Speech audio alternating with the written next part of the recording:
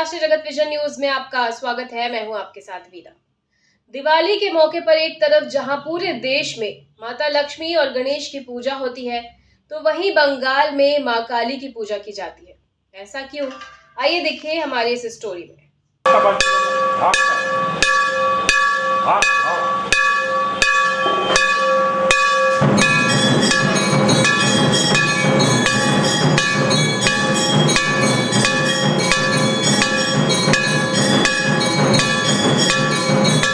दिवाली का त्योहार पूरे देश में बड़ी ही धूमधाम से मनाया जाता है। हर राज्य में दिवाली की पूजा भी अलग अलग तरह से होती है, लेकिन इस दिन बंगाल में मां काली की पूजा की जाती है। यहाँ दिवाली को काली पूजा के नाम से जाना जाता है। बंगाल में इस दिन का विशेष महत्व है। इस वक्त हम लोग कालीबाड़ी में राधा कृष्ण जी से बात करेंगे। राधा कृष्ण जी, ये बताइए, आज काली पूजा है, क्या है और क्या मान्यता है? और एक तरह देखा गया है कि पूरी दुनिया आज लक्ष्मी पूजा करती है, आप लोग काली पूजा क्यों करते हैं? आज दीपावली तो काली पूजा है। जैसे हम भूत चतुर्दशी पहले होता है और 14 दीप प्रज्वलित करके भगवान को प्रदर्शित करते हैं।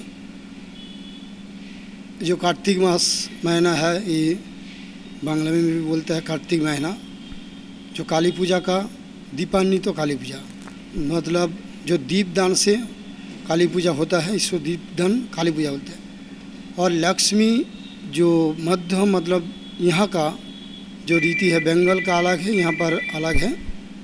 यहाँ का लक्ष्मी और गणेश जी को आज पूजा करता है विशेष रूप से। और माँ काली का आज पूजा दीपावली तो काली पूजा बोलते हैं इसको। क्या खास रहेगा इसमें? माँ का जो दीपदान 108 दीपदान होगा, पूरा सरस पचर के माँ का विशेष पूजा होगा।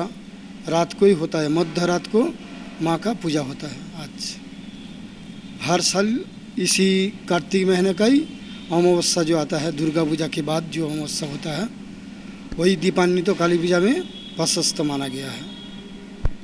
ये थे पंडित जी का कहना है कि जिस तरीके से लक्ष्मी जी की पूजा की जाती है, वैसे ही दीपदान करके काली जी की पूजा की जाती है। माँ काली की आराधना करने से समृद्धि मिलती है।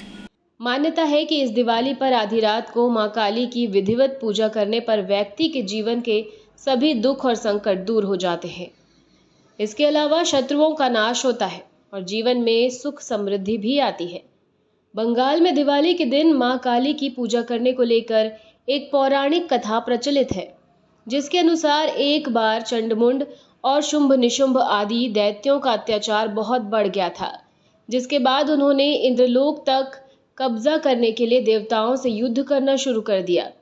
तब सभी देवता भगवान शिव के पास पहुंचे और उनसे दैत्यों से छुटकारा पाने के लिए प्रार्थना की। भगवान शिव ने माता पार्वती के एक रूप अंबा को प्रकट किया।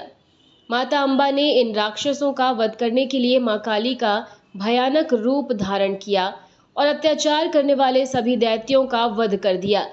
उसके बाद अति शक्तिशाली दैत्य रक्तबीज वहां आ पहुंचा। रक्तबीज एक ऐसा दैत्य था जिसके रक्त की एक बूंद जमीन पर गिरते ही उस रक्त से एक और नया राक्षस पैदा हो जाता था, इसलिए उसे रक्तबीज कहा गया। और दूसरे रक्तबीज का जन्म होने से रोकने के लिए अपनी जीभ बाहर निकाली और अपनी तलवार से रक्तबीज पर वार किया और उसका रक्त जमीन पर गिरे उसके पहले ही उसे पी लिया। इस तरह रक्तबीज का वध हुआ, लेकिन मां काली का क्रोध शांत नहीं हुआ। वे संहार की ही प्रवृत्ति में रही। मां काली के इस स्वरूप को देखकर ऐसा लग रहा था कि अब सारी सृष्टि का ही संहार कर देगी।